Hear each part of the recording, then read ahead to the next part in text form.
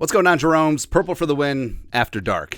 Just a preview of my OnlyFans, except it's nothing. It's nothing.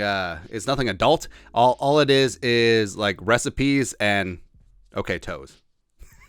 Vikings and the Giants released their first injury report back at practice on Wednesday.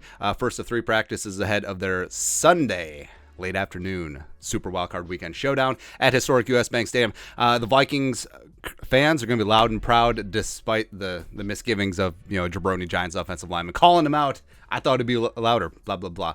But the Vikings, relatively decent news. So the only person who missed practice was Cameron Dantzler, as reported that he had a personal family matter. And as well as, it's interesting that they listed his ankle injury, where he was on IR with the ankle injury, did ding it up while coming back. But remains to be seen if anything happened with it or if they just put it down, I don't know. But Duke Shelley has been playing fantastic, starting in place of Cameron Dantzler opposite of Patrick Peterson on the outside. Brian Asamoah was limited with a knee injury. Now, he dinged up his knee in the Packers game, didn't play in the Bears game, but of course having him as a rotational linebacker on defense as well as on special teams would be fantastic for Sunday. Offensive lineman, so Garrett Bradbury. Now, note that they didn't have to put Blake Brandel on the injury report because he's not technically part of the 53-man roster as of yet. He's been designated to return, but hasn't fully been added to the roster as of yet. So, but I'm sure that if he was on there, he would be limited as he works back from a torn MCL.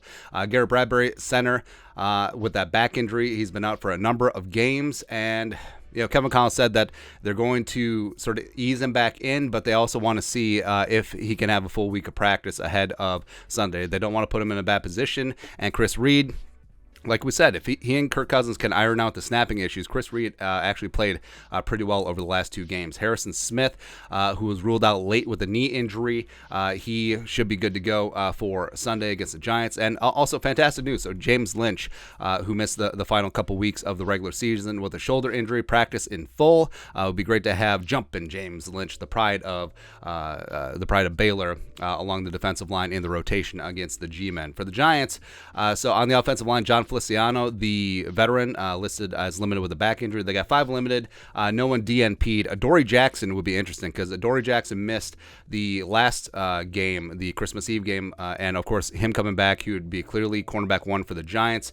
He probably would be trailing Justin Jefferson, but the pride of USC, TBD how effective he's going to be, but keep an eye on the practice reports the rest of the week. Azeez Ujulari, who pride of Georgia, has got to be fired. Oh, by the way, how would you like to be Azeez, where you you put up a ton of numbers and a ton of sacks at Georgia, you were a high draft pick, and then as soon as you leave school, they win 2 national titles back to back. It is what it is. But Azeez, who's a fantastic edge rusher, limited with an ankle injury. Jason Pinnock, utility DB, limited with a shoulder, as well as Leonard Williams.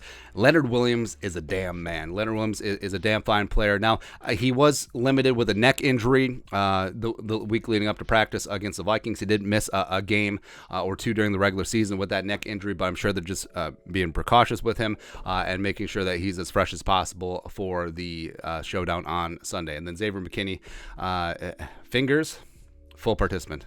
Well, which ones? I don't know. Doesn't matter. But either way, relatively clean on both injury report fronts. It's also good to see that Zadarius Smith wasn't even listed. So hopefully his knee is healed up with that week off against the Bears. So that's it. That is the first Vikings-Giants injury report. Let us know your thoughts and our thoughts in the comment section below. Subscribe for daily Vikings takes. Want to support the work? Put a little something in the Venmo. But till next time, Skull Production Value.